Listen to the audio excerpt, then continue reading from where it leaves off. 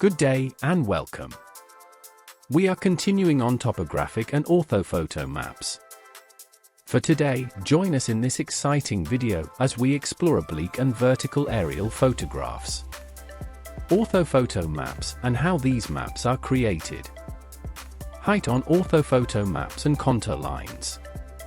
Get ready to master these essential geography skills with simple explanations and clear visuals.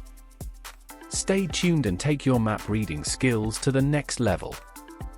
Stick around until the end for some thought-provoking questions to test your understanding. Challenge yourself and see how well you've grasped the material. It's a fantastic way to boost your confidence. Please do not forget to like and subscribe so that you do not miss our weekly uploads. Let's get started.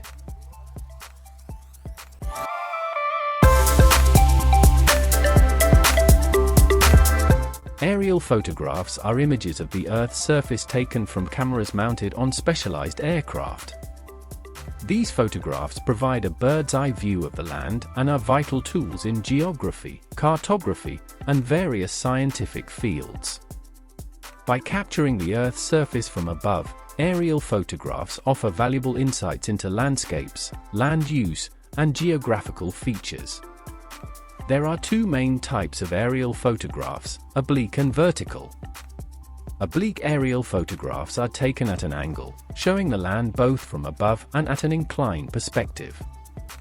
This angled view provides a three-dimensional sense of the landscape, making it useful for visualizing terrain, elevation, and features. However, the scale of oblique photographs varies across the image, which can limit their use for precise measurements. In contrast, vertical aerial photographs are taken directly above the Earth's surface with the camera positioned perpendicular to the ground. This top-down perspective closely resembles a map, making vertical aerial photographs particularly valuable to cartographers. They are widely used in mapmaking because their consistent angle allows for easier interpretation and alignment with traditional map features. Vertical aerial photographs also have unique advantages. They enable accurate measurements of features like roads, rivers, and buildings, especially near the center of the photograph where the scale is most reliable. These photographs often serve as the foundation for creating orthophoto maps, which are corrected for distortions caused by terrain. However, one limitation of vertical aerial photographs is that the scale becomes less accurate toward the edges due to the curvature of the Earth. Additionally, their flat perspective makes it harder to visualize elevation. By understanding these two types of aerial photographs and their applications, we can appreciate how aerial imagery helps in mapmaking. A cartographer is a person who creates maps. They use tools, data, and technology to accurately represent different features of the Earth's surface, such as mountains, rivers, roads, and cities. Cartographers combine science, art, and geography to produce maps that help people understand and navigate the world.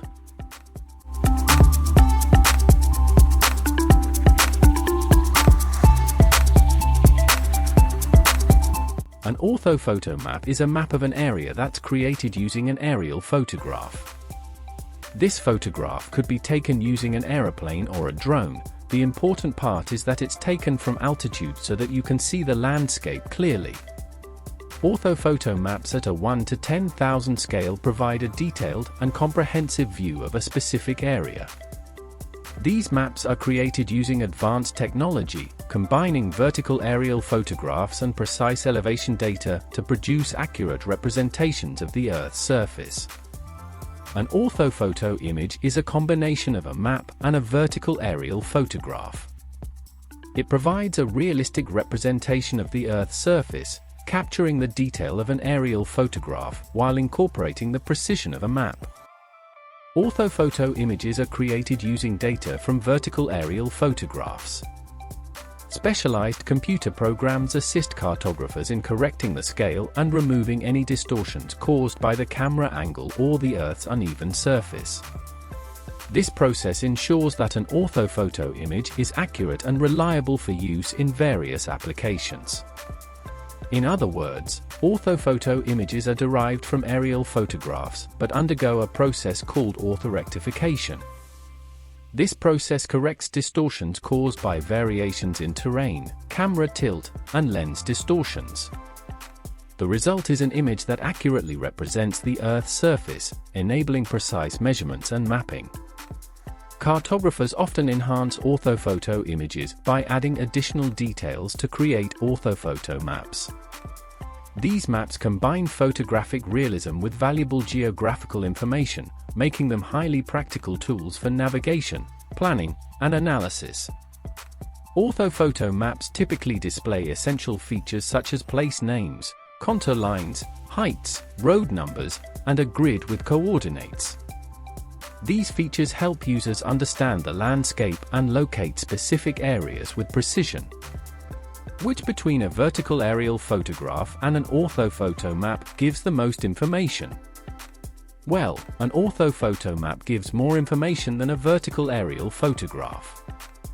While a vertical aerial photograph shows a detailed and realistic view of the Earth's surface from directly above, it only displays the natural and man-made features visible at the time of the photograph. It does not include additional details like names, measurements, or symbols to help interpret the image.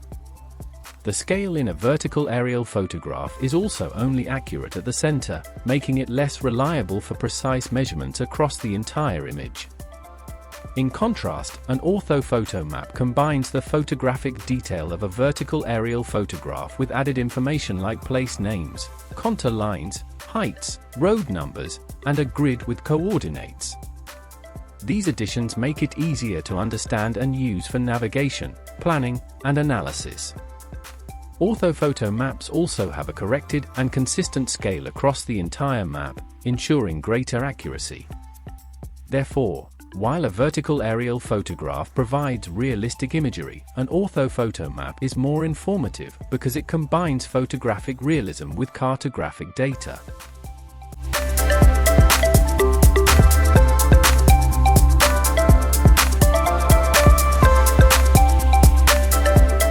Orthophoto maps include contour lines, which are essential for understanding the elevation and shape of the land. Contour lines connect points of equal height above sea level and are typically drawn at regular intervals, such as every 5 meters. This interval indicates the vertical distance between one contour line and the next, allowing users to visualize the slope and terrain of the area. However, not every contour line on an orthophoto map is numbered.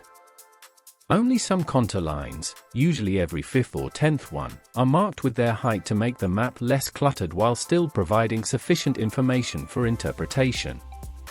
These numbered contour lines are known as index contours, and they help map readers quickly determine the general elevation of the area. In addition to contour lines, orthophoto maps use spot heights to indicate the exact height of specific points on the Earth's surface. A spot height marks a precise location, such as the top of a hill, a significant landmark, or a point along a road. Spot heights are typically represented as small dots or crosses accompanied by a number indicating the elevation in meters above sea level. By combining contour lines and spot heights, orthophoto maps offer a detailed and accurate representation of the land's topography. This allows users to interpret the height and shape of the landscape, understand the gradient of slopes, and identify key features like valleys, ridges, and summits with precision. This makes orthophoto maps valuable tools in geography, urban planning, and outdoor activities such as hiking and navigation.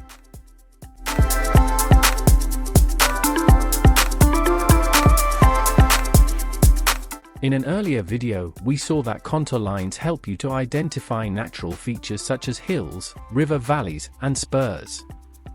You can check the link in the description for more.